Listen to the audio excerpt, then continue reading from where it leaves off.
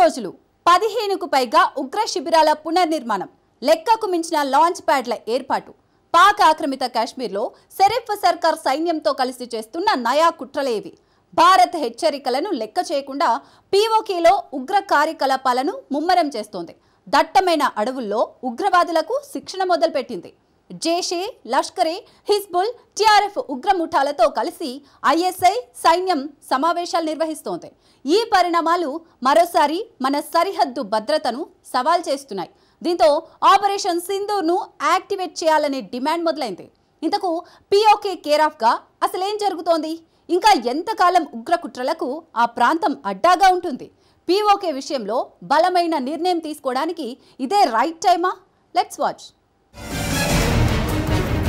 90 రోజుల్లోగా 15కు పైగా ఉగ్రవాద శిబిరాల పునర్నిర్మాణం. భారీగా లాంచ్ ప్యాడ్లు ఏర్పాటు చేసిన పాకిస్తాన్ సైన్యం. పాక్ ఆక్రమిత కశ్మీర్ మళ్లీ టెర్రర్ హబ్గా మారుతోందా?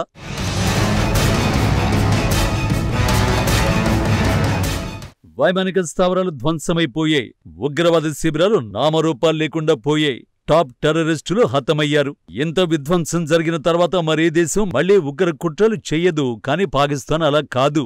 దాని బుద్ధి మారదు. పీఓకే కేరాఫ్ గా మరోసారి అదే చేసింది. ఆపరేషన్ సింధూర్తో భారత్ ధ్వంసం చేసిన ఉగ్ర శిబిరాల్ని తిరిగి నిర్మిస్తోంది. పాక్ ఆక్రమిత కశ్మీర్లోని దట్టమైన అడవుల్లో ఉగ్రవాదులకు శిక్షణ షురూ చేసింది. కేవలం 90 రోజుల వ్యవధిలోనే పీఓకే వ్యాప్తంగా 15కు పైగా ఉగ్ర శిబిరాలు, లాంచ్ ప్యాడ్లు తిరిగి నిర్మించింది.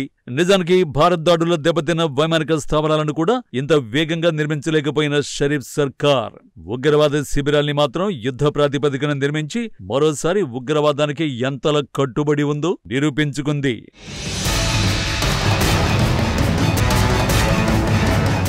Pakistani inter services intelligence ISI ఇతర ప్రభుత్వ సంస్థల సహాయంతో ఈ శిబిరాలను పునర్నిర్మిస్తున్నట్టు నిఘా వర్గాలు చెబుతున్నాయి. భారత్ దాడులో మరణించిన ఉగ్రవాదుల పట్ల సానుభూతి చూపడమే కాకుండా ఇప్పుడు వారి నెట్వర్క్లను పునరుద్ధరించేందుకు పూర్తిగా మద్దతిస్తున్నాయి. జురా, లిపావాలి, కెల్, షార్దీ, దుధ్నియల్, ఆత్ముకం, తండపాణి, నయ్యాలి, జాంకోట్, చకోఠి వంటి కీలక ప్రాంతాల్లో శిబిరాలను పునర్నిర్మిస్తున్నారు. అదనంగా జమ్మూ ప్రాంతంలోని మస్రూర్, చాప్రారు వెంట అంతర్జాతీయ సరిహద్దు వెంబడి 4 లాంచ్ ప్యాడ్లు, షకర్గఢ్లో ఒక భారీ డ్రోన్ సెంటర్ను కూడా పునరుద్ధరిస్తున్నట్టు నివేదికలు చెబుతున్నాయి. భారత్ నిర్వహించిన ఆపరేషన్ సింధూర్ను దృష్టిలో పెట్టుకుని ఉగ్ర శిబిరాల పునర్నిర్మాణం చేపడుతున్నట్టు తెలుస్తోంది. భారత దళాల దెబ్బకు తీవ్రంగా దెబ్బతిన్న ఈ ఉగ్రవాదులు ఇప్పుడు నిఘా నుంచి తప్పించుకోవడానికి, ఉగ్రవాద సామర్థ్యాన్ని బలోపేతం చేయడానికి కొత్త పద్ధతులు, అధునాతన సాంకేతిక పరిజ్ఞానాలు ఉపయోగిస్తున్నారు. మరోసారి ఆపరేషన్ సింధూర్తో భారత్ దాడి చేస్తే భారీ ప్రాణనష్టం జరగకుండా చిన్న చిన్న శిబిరాలు నిర్మిస్తున్నారు. అంటే ఒక్కో శిబిరంలో 10 మంది ఉగ్రవాదులే ఉంటారు. గతంలో ఒక్కో శిబిరంలో 50 నుంచి 100 మంది ఉగ్రవాదులు ఉండేవారు. దీంతో బాంబింగ్ జరిగినప్పుడు పెద్ద ఎత్తున ప్రాణనష్టం జరిగేది. అంతేకాదు పాక్ ఉగ్రవాదుల కదలికల వ్యూహాలు కూడా మారాయని వర్గాలు చెబుతున్నాయి. ఉగ్రవాద శిబిరాల్లో కవచాలుగా ఉపయోగించుకునేందుకు ఎక్కువ మంది మహిళలు, పిల్లలను చేర్చుకుంటున్నారు. వివరంగా చెప్పాలంటే గాజాలో హమాస్ అనుసరించిన వ్యూహాన్నే ఇక్కడ ఫాలో అవుతున్నారు. అంతేకాదు డ్రోన్లు, నిఘా పరికరాల వాడకంతో ఉగ్ర శిక్షణ సాంకేతికంగా మరింత అభివృద్ధి చెందింది. రాడాలను మభ్యపెట్టడం, శాటిలైట్ మాస్కింగ్, ఇతర అధునాతన సాధనాలను ఉగ్ర శిబిరాల్లో ఏర్పాటు చేస్తున్నారని నివేదికలు చెబుతున్నాయి. నిఘా వర్గాల అంచనాల ప్రకారం ఈ పునర్నిర్మాణానికి ఐఎస్ఐ అక్షరాల 100 కోట్లకు పైగా పాకిస్తానీ రూపాయలు కేటాయించింది. ఉగ్రవాదమే పాక్ విధానం అనేందుకు ఇది మరో ఉదాహరణ.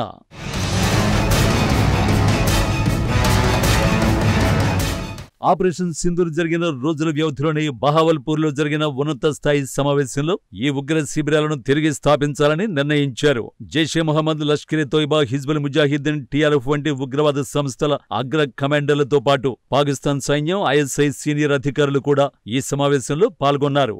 ఆ సమావేశంలో పలు కీలక నిర్ణయాలు తీసుకున్నారు. ఉగ్రవాద శిబిరాల భద్రతా బాధ్యతను పాక్ సైన్యంలోని ప్రత్యేక భద్రతా గార్డులకు అప్పగించారు. స్పెషల్ సెక్యూరిటీ గార్డ్స్, డ్రోన్లు, థర్మల్ సెన్సార్లు, నైట్ విజన్ కెమెరాలు వంటి ఆధునిక సాంకేతిక పరికరాల సాయంతో ఉగ్ర శిబిరాలు ఉన్న ప్రాంతాలను పర్యవేక్షిస్తారు. పీఓకేలో ఉగ్రవాదుల ద్వారా ఏదో పెద్ద ప్లానింగ్ చేస్తున్నారని చెప్పడానికి ఇది మరో ఉదాహరణ.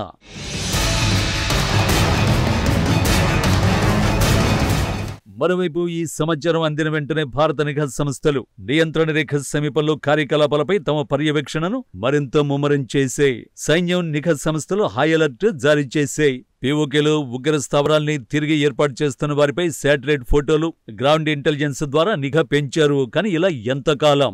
దీనికొక ముగింపంటూ ఉండదా? పీఓకేలోని పరిస్థితులపై సగటు భారతీయుడి ప్రశ్నే ఇది. ఉగ్రవాద శిబిరాల్ని ధ్వంసం చేయడం వల్ల ఉగ్రవాదులు బలహీనమవుతారు, కానీ అంతం కారు.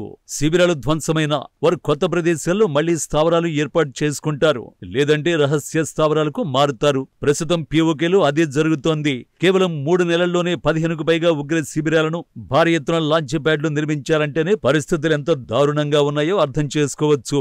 దీనికి ఫుల్ స్టాప్ పడాలంటే ఏకైక ఆప్షన్ పీఓకేను విలీనం చేసుకోవడమే. కానీ మోడీ సర్కార్ మాత్రం పీఓకే ఏదో ఒక రోజు దానంతటదే భారత్లో విలీనమవుతుందని ప్రకటించి ఊరుకుంటోంది. ఆ రోజు ఎప్పుడొస్తుందన్న ప్రశ్నకు సరైన జవాబు లేదు.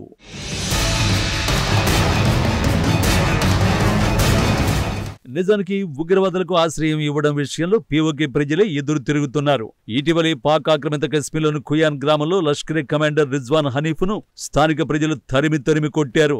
దీంతో అతడు తన బాడీగార్డులతో సహా పారిపోవలసి వచ్చింది. ఉగ్రవాద రిక్రూట్మెంట్ కు వ్యతిరేకంగా ప్రచారం చేయాలని అక్కడి ప్రజలు ప్లాన్ చేస్తున్నారు. కనీసం ఈ విషయంలో అయినా మోడీ ప్రభుత్వం పీఓకే ప్రజలకు మద్దతునిస్తే ఫలితం ఉంటుందని విశ్లేషకులు అభిప్రాయపడుతున్నారు. ఇదే టైంలో ఆపరేషన్ సింధూర్ను ఆగిన చోటే స్టార్ట్ చేయాల్సిన అవసరం కనిపిస్తోంది. పాక్ ఆక్రమిత కశ్మీర్లోని పాత కొత్త ఉగ్ర శిబిరాలపై మరోసారి స్ట్రైక్స్ నిర్వహించాల్సిన పరిస్థితులు లేకపోలేదు. ఈసారి కొట్టే దెబ్బ మళ్లీ ఉగ్ర శిబిరాల జోలికి వెళ్లకుండా ఉండాలి, లేదంటే పీఓకేను భారత్లో విలీనమైన చేసుకోవాలి. అప్పటి వరకు పాక్ ఆక్రమిత కశ్మీర్ ఉగ్ర కుట్రలకు కేర్ ఆఫ్ అడ్రస్ గానే ఉంటుంది.